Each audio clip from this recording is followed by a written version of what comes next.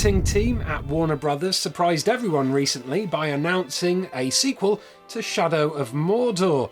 Now, perhaps surprised wasn't the best word I could use, because a sequel was pretty much inevitable, and besides, there were a bunch of leaks a couple of days before anyway. But still, Middle-earth Shadow of War is now officially a thing.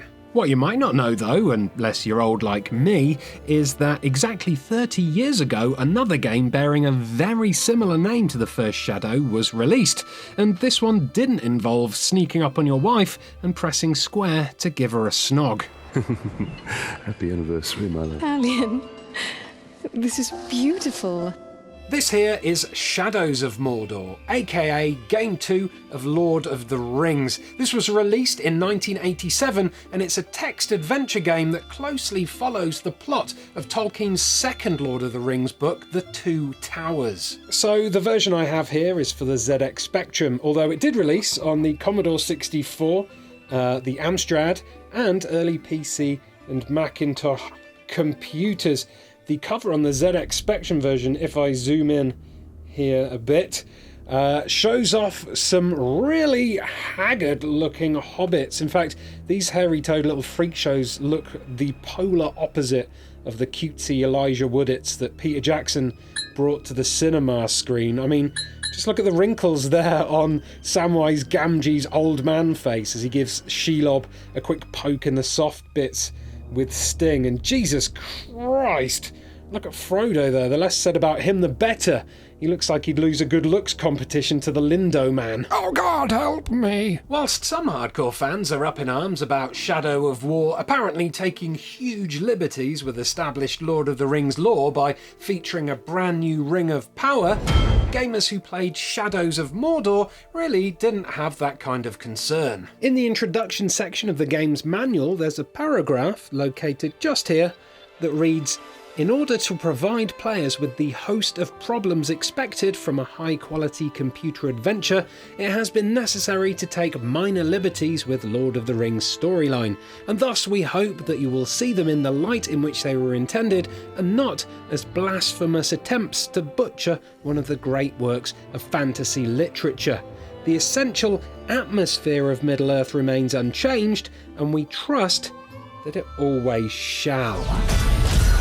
So anyway, it's probably time for me to show you actual gameplay of Shadows of Mordor. And yes, I did just do air quotes there. I'm a bad person. The first thing you'll see when you attempt to play Shadows of Mordor is this lovely, colourful loading screen. Front and centre on the image is one of the 9 Nazgul riding atop a ferocious-looking fellbeast and flanked by some weird-looking angry ape things, which I can only assume must be 1980s orcs. How fashions have changed. Oh, and sat just below the game title is the Ring of Power, of course. That's the actual proper Ring of Power and not some silly new one.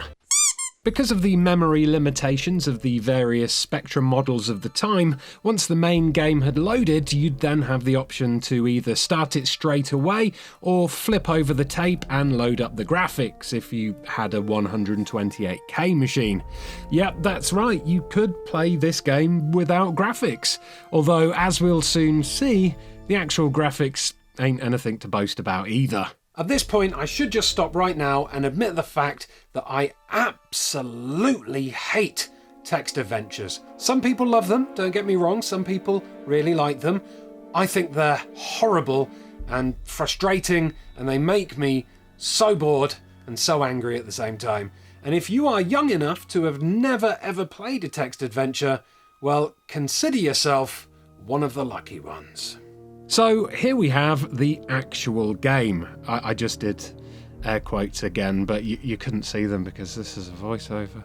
Anyway, you start your adventure by choosing either Frodo or Sam as your playable character. To do that, you've got to type in the name you want. Alright, Frodo is on the east bank of a long oval lake. Frodo can see Sam. Being carried by Sam are a beautiful small sword, a matchbox, a canvas backpack, a fine green cloak, a little box, the elven journey bread, and a smooth grey rope. Frodo can go east and south. From this point on, you're pretty much left up to your own devices. You can choose to go east or south, or use one of the verbs in this possible actions list to attempt to trigger an event. For instance, let's try say to. So, one of the troubles with text adventures is that you have to make sure your spelling is on point. Otherwise, the game won't understand your prompts, like what just happened here. That's just one of the many reasons why I get frustrated by old school text adventures, because they're just a massive pain in the arse. Anyway, it's not long before you reach the first bit of graphics, which it turns out are different for each version of the game. Here's the east bank of the oval lake on both the Spectrum on the left and the PC on the right. Both images are pretty basic, but at least they help set the scene a bit better than just the countless walls of text we've already seen. Oh, and I should point out that there is no music on any version of Shadows of Mordor. It's like the video game equivalent of a silent movie. So instead, I'm using the OST for Shadow of Mordor as the bed track. Don't think that any of the music you're hearing now features in any of Shadows of Mordor, because it well doesn't. It's just beeps. There's not too much else to say about the gameplay, really. The puzzles get more and more obscure as you go, resulting in hours of pure trial and error as you try to mix and match appropriate verbs. Bearing in mind there were no simple ways to save your games back in those days, this potentially meant that countless more hours would be spent retreading your steps if your computer crashed or you had to turn it off because your mum had just shouted upstairs that your fish fingers and chips were ready. Now, annoyingly, for anyone who did manage to finish the game, there was a massive cliffhanger at the end. It ends in pretty much the same way the book does, with Frodo trapped by a bunch of orcs in the Tower of Cirith Ungol. This is the end of Shadows of Mordor, Game 2 in the Lord of the Rings series. Congratulations, good work, it says, almost sarcastically. Oh well, at least we'll find out what happens in Game 3 of Lord of the Rings. Except no Game 3 of Lord of the Rings was ever made. I don't know whether it was because they ran out of money, because new computers came out, or maybe they just didn't read Return of the King and so didn't know what to put into the third game. But either way, if you actually legitimately completed the game back in the day, then all of that was for nothing. Okay, so I'd just like to round this video off by showing you another little bit from the manual that made me laugh. Now, forget about the map screen and the mini-map of the modern-day Shadow of Mordor. Right here, in the general rules section, it tells you to basically go read a book if you want to find a map of Middle-earth. Honestly, gamers nowadays are spoiled rotten. So there we go, that was a quick look at the Shadow of Mordor game you never knew existed. By today's standards, it's hardly a game at all, though. It's more like a tedious choose-your-own-adventure game with a really, really disappointing ending. But still, at least it stays true to the source material, Shadow of War?